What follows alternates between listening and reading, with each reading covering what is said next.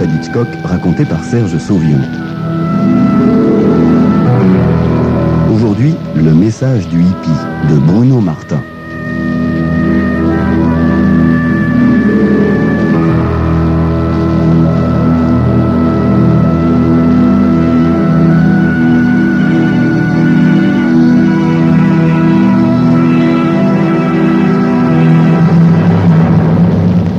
Face à l'immense porte en bois sculpté de la Bibliothèque nationale, ma main hésite un instant avant d'actionner le loquet. L'idée de ne pas y trouver le vieux Shanti O'Connor m'inquiète beaucoup. Sacré Shanti. Un vieux sage comme on n'en fait plus. Toutes les fois où j'ai eu un grave problème à résoudre, il a toujours réussi à éclaircir le mystère. C'est ainsi qu'il m'a tiré de grosses épines du pied, non seulement à moi, mais aussi aux renseignements généraux pour lesquels je travaille depuis maintenant 30 ans. Bien sûr, au service, ils ne savent rien de l'aide précieuse qu'il apporte de temps à autre à l'organisation par ses trouvailles de génie. Shanti n'apprécierait guère de voir sa paix troublée. Il a toujours préféré l'ombre à la lumière, ce brave homme. Et du reste, ça m'a permis de recevoir les lauriers qui lui étaient dus. C'est comme ça que j'ai été promu agent central de renseignement tout récemment. Parfois, il m'arrive de me demander comment je ferais sans lui. C'est la raison pour laquelle j'ai un peu peur en entrant dans cette salle de bibliothèque où il travaille depuis 40 ans, d'apprendre sa mort. À 85 ans, tout est possible. Mais non, il est bien là, comme à son habitude, en équilibre précaire sur une échelle, en train de lire avec avidité. Ses lèvres remuent au rythme des mots. De temps en temps, il émet des reniflements d'admiration ou d'horreur. Ma voix déchire le silence de mausolée. « Shanti !» Le vieillard tourne vers moi son visage ridé comme une coquille de noix. « Ah ah ! C'est Marcus Lawrence !» Aussitôt, il ajuste ses lunettes. « Oh nom du ciel, qu'est-ce qui t'amène ici, mon petit Marcus ?»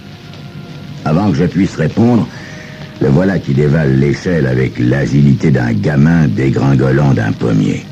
« N'aurais-tu pas encore un de tes petits rébus à me soumettre, par hasard ?» demande-t-il en trépignant d'impatience. À mon signe affirmatif de la tête, il m'empoigne la main. Est-ce qu'il y a un endroit où on pourrait causer? Mais oui, bien sûr, toujours, bien. Et il me pousse vers son bureau derrière le grand comptoir. Personne ne nous entendra ici, Marcus. Sois tranquille. Son bureau est encombré des accessoires coutumiers des bibliothécaires. Index, classeurs, piles de livres, catalogues et brochures d'éditeurs, ciseaux, pots de colle. Je m'assieds sur une chaise et Shanti s'installe aussitôt en face de moi, les mains jointes, les coudes sur la table. Avez-vous déjà entendu parler d'un chanteur nommé Shaky Wilspear? Shanti O'Connor fait une grimace. Quel affreux anagramme d'un grand nom. Ouais, c'est un artiste de réputation internationale, Shanti.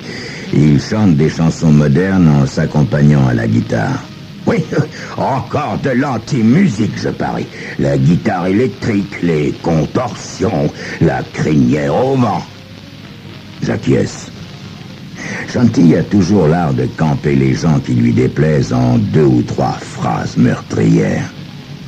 Ce qui me gêne le plus chez ces mâles à cheveux longs, vois-tu, c'est qu'ils ne donnent pas les soins voulus à leur boucle. Bon, alors, parle-moi de ce hippie. Il y a quelque temps, Shaky donnait un spectacle en Allemagne. Juste après, à 2 heures du matin, nous sommes aperçus qu'il est entré en contact avec une personne que nous essayons de joindre depuis des mois. Ah, et qui est cet homme? Vous savez bien qu'il m'est impossible de révéler son nom, Shanti, malgré toute la confiance que j'ai en vous, mais c'est ainsi. Bon, soit, continue, mon petit. Cette personne, je vais l'appeler Ivan, pour plus de commodité. Ce que je peux vous dire à son sujet, en revanche, c'est que c'est un génie en matière de micro. C'est aussi un as de la miniaturisation. Et bien sûr, tu aimerais bien savoir quel nouvel instrument aux propriétés stupéfiantes il a mis au point, n'est-ce pas? Demande Shanti avec sa perspicacité habituelle. Exact, Shanti. Prochainement, nous aurons besoin de semer quelques micros lors de réunions de personnalités importantes. Bon, très bien, mon petit Marcus, mais je ne vois pas encore le rapport avec ce chanteur hippie. Explique-moi. Écoutez bien, Shanti, voilà toute l'affaire. Comme je vous le disais, ça fait plusieurs mois que nous essayons de rentrer en contact avec lui. Un de nos hommes est arrivé récemment à pénétrer dans sa suite, mais malheureusement a été abattu d'une balle avant de pouvoir nous rendre compte. Il est quand même arrivé jusqu'à l'ambassade et n'a prononcé avant de mourir qu'un seul nom. Quel mélodrame! S'écrie soudain Shanti. S'il te plaît, quel est ce nom? Shaki Willspear. Ah! Donc, toi et tes petits copains des renseignements généraux, vous en avez déduit que Ivan était d'accord pour vous livrer ses secrets par l'intermédiaire de ce chanteur. Voyez-vous, Shanti, nous, il nous a fallu une journée entière avant d'arriver à cette conclusion. Mais comment vous faites, vous, pour penser aussi vite? Je me fie à mon intuition, mon petit gars, alors que vous passez votre temps à faire des recherches avant de réfléchir. C'est pas vrai ce que je dis? Oui, sans doute, vous avez raison. Nous sommes aussitôt allés trouver ce Shaki Willspear pour lui demander des éclaircissements. Mais il nous a guère avancé. Je m'en serais douté, observe ironiquement Shanti O'Connor. Il nous a simplement appris que Ivan était venu le trouver dans sa loge peu après son concert en Allemagne pour le féliciter. Environ un quart d'heure plus tard, un homme a frappé à la porte de sa loge en prétextant un pli à lui remettre. Et il l'a assommé. Lorsqu'il s'est réveillé, Ivan et le faux coursier avaient disparu. Dans la loge, seules ses affaires de toilette, curieusement, avaient été fouillées. Rien n'y manquait pourtant. Voyant qu'il n'était donc au courant de rien, nous avons pensé que le message d'Ivan se trouvait sur lui. Oui, mais tu n'as rien découvert, à ce que je comprends. Pas de message de Monsieur Ivan, pas d'instrument miniature, rien du tout, n'est-ce pas, Marcus? Je ne peux m'empêcher de baisser honteusement les yeux. Non, rien. Nous avons perdu un bon agent, perdu le contact avec Ivan, et nous n'arrivons pas à arracher le moindre indice à Willspear. Il y a près de 30 heures que je suis sur cette affaire sans dormir. Je crois que je vais abandonner, Shanti. Je vais abandonner si vous ne me soumettez pas une suggestion intéressante. Je reconnais soudain dans les yeux du vieil homme une lueur qui ne trompe pas. Son cerveau s'est mis en marche comme un ordinateur. Tu dis que vous avez fouillé ce Willspear. Vous pensez, oui. On a passé toute la journée d'hier à éplucher ses effets et tout ce qui lui appartient. On a examiné sa guitare et les objets de toilette qu'on pouvait supposer truqués puisqu'il a affirmé qu'on y avait touché. Ça n'était pas nécessaire, dit tranquillement Shanti. S'il y a un indice à trouver, ce sera sûrement sur sa personne et non pas dans ses vêtements. Monsieur Ivan n'aurait pas pris le risque de laisser le message sur quelque chose dont il aurait pu se séparer. Mais nous avons passé son corps au fluoroscope et l'endoscope. Pas de tatouage ni de marque sur la peau, pas de message inscrit sur le cuir chevelu. On a étudié à la loupe chaque centimètre carré de son épiderme. Allons, mon petit Marcus, ne t'affole pas comme ça. Il passe une main sur son menton, puis me lance un regard furtif. Avez-vous cherché? Shanti s'interrompt. Je sais qu'il est sur une piste sérieuse comme chaque fois qu'il se lève d'un bond pour arpenter la pièce, les mains derrière le dos. Ah, si seulement je pouvais l'examiner moi-même. J'avais prévu que vous aimeriez le connaître, Shanti. Il est justement dehors, dans la voiture, avec le chauffeur.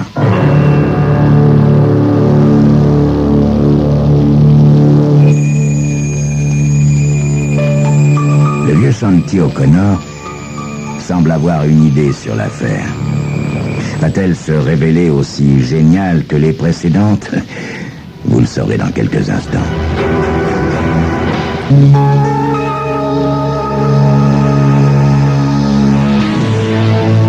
Allons, Marcus, qu'attends-tu, mon petit gars? Va donc chercher ce Shaky Willspar, lance le vieillard, les yeux injectés de sang. Tout en descendant les marches de l'escalier central, je me dis que Shanti devrait faire attention parfois à ne pas se mettre dans des états pareils. Un jour, son cœur ne va pas y résister. Et j'ai si peur pour lui. Quelques minutes plus tard, Shaky Willspar est avec nous dans le bureau de Shanti. Willspar paraît maigre avec son pantalon blanc très serré. Il est de taille moyenne, mais domine cependant le vieillard qui observe, horrifié, ses cheveux qui descendent plus bas que les épaules. De temps à autre, Willspar fait claquer son chewing-gum. « Salut, grand-père !» dit-il. Shanti hoche la tête, l'air atterré. « On m'a dit que vous étiez chanteur, n'est-ce pas ?»« Ouais, grand-père. Je chante des ballades du XVIIe siècle, de l'élisabétain, vous connaissez? C'était l'époque où vivait Shakespeare. »« Je sais, » dit Shanti avec un frisson. Il se gratte le menton et remonte ses lunettes sur son nez d'un geste las. Il inspecte le jeune homme en tournant lentement autour de lui. Willspar le suit d'un œil méfiant. Après plusieurs minutes de silence, Shanti lui demande « Vous ne brossez donc jamais vos cheveux, mon garçon ?» Shaky recule, l'air méprisant. « Mes cheveux sont le symbole naturel de ma personnalité sans entrave, de mon individualité, de ma virilité. Vous voudriez tout de même pas que je ressemble à une jeune fille, non ?» Shanti s'abstient de commentaires et poursuit son examen. J'ai l'impression qu'il réfléchit plus qu'il ne regarde. Il se tourne enfin vers moi avec un sourire de satisfaction. Ça n'est pas très différent de la lettre volée d'Edgar Poe, mon petit Marcus. Je crois bien que ton monsieur Ivan a laissé son message de façon visible pour tous. Qu'est-ce que vous voulez dire, Shanti? Vous avez trouvé quelque chose? Et il fait si sombre ici que je n'en suis pas encore sûr, mais je crois savoir par quel moyen monsieur Ivan a essayé d'entrer en relation avec vous. Mais expliquez-vous, Shanti. Allez-vous donc parler? Shanti lève la main. Allons, mon petit, pas d'impatience, s'il te plaît. Je m'assieds donc sur une chaise et invite Shaky Willspar à m'imiter. Je sais par expérience que Shanti ne va pas aller tout à fait droit au but. L'énigme, vois-tu, se réduit à comprendre les raisons qui ont poussé M. Ivan à choisir Shaky Willspar et pas quelqu'un d'autre. Est-ce que tu aurais un peigne sur toi, mon petit Marcus? De ma main gauche, je me mets à fouiller frénétiquement la poche intérieure de ma veste. Voilà, dis-je un peu inquiet sur la santé mentale du vieil homme. Il saisit le peigne et lève le bras pour le passer dans les cheveux de Willspar. Je me suis tout simplement demandé ce qu'on pourrait bien cacher là-dedans, observe-t-il, alors que Willspar se met à protester. Ma main sur l'épaule du chanteur suffit à le faire tenir tranquille. Shanti commence à peigner la lourde tignasse un peu sale. Plusieurs longs cheveux se détachent, qu'il examine attentivement les uns après les autres, puis m'en tend un seul. En voici une partie, Marcus. Je regarde la longue fibre sombre et me rends subitement compte qu'il ne s'agit pas d'un cheveu. C'est une sorte de fil très fin en plastique, semble-t-il, mais aussi souple qu'un cheveu. Shanti continue d'arracher allègrement d'autres fibres, jusqu'à ce qu'il n'y en ait plus une seule sur la tête du chanteur. Quel acharnement il met! Après avoir découvert la clé du mystère, pourquoi prend-il à ce point la peine d'aller dénicher toutes ces fibres? Il aurait pu au moins me laisser ce travail. Je le regarde faire un peu perplexe. Monsieur Ivan a certainement dû enregistrer des renseignements de valeur sur ces fils. Quand tu les assembleras dans le bon ordre, tu tiendras sans doute ton message, mon petit gars. Les fils eux-mêmes sont un perfectionnement qu'il a mis au point. Bien plus fin que ceux qu'on utilise d'habitude, pas vrai? Wilspire s'inquiète. Mais comment ces fils sont-ils venus sur ma tête?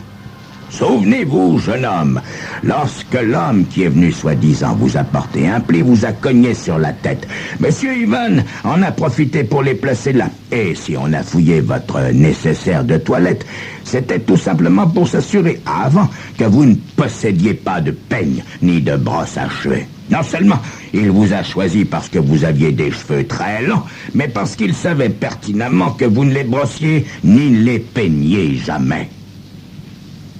Shanti, quand vous expliquez l'affaire, ça paraît tout simple. Me voici encore votre débiteur, dis-je fasciné. À ton service, mon petit Marcus. Mais si je t'ai été de quelque utilité, est-ce que je puis te demander une petite récompense? Là, j'avoue que je reste un peu étonné. Ça ne lui est jamais arrivé de me demander quoi que ce soit en retour. Eh bien, oui, Shanti, que désirez-vous?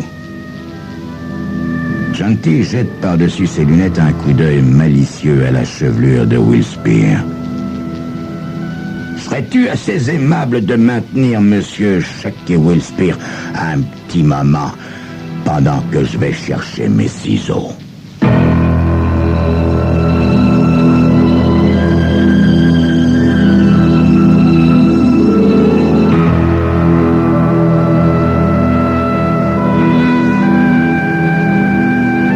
C'était Crime Story, les rendez-vous d'Alfred Hitchcock racontés par Serge Sauvion. Aujourd'hui, le message du hippie de Bruno Martin.